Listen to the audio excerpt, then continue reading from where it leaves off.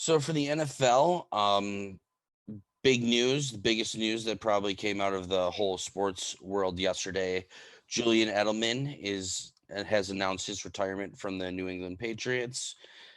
Shout out to him for the great career that he's had. I mean, he's definitely kind of changed the way the wide receiver position is looked at as far as needing a slot guy, one of those guys, smaller, fast guys who can run across the middle, kind of that type of thing, which Tyreek Hill is evolving even into another step of that just straight explosive speed.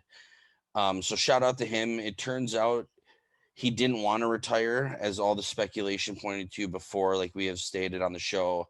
It looked like he was going to sit out a few games or play a few games and sit out maybe one or two and then continue to play. Turns out he failed the physical the NFL gives the players. So they had to terminate his contract yesterday, which ultimately is forcing him to step away from the game. Do you think he will end up being a Hall of Famer at some point?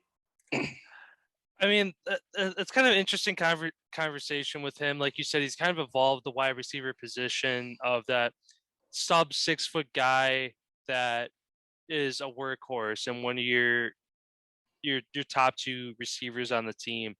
So I mean, definitely props to him for kind of paving the way for some of these new receivers that are coming in, like Tariq Hill, even like Scotty Miller on the Bucks as well. He's kind of in that same physicality and speed guy. Um, I mean, it depends what you're going to base a Hall of Fame career off of. If it's solely based off Super Bowls, yes. Um, like statistics wise, like he had a good career, like slightly above average, but I wouldn't like they're not eye popping numbers to like No, look at.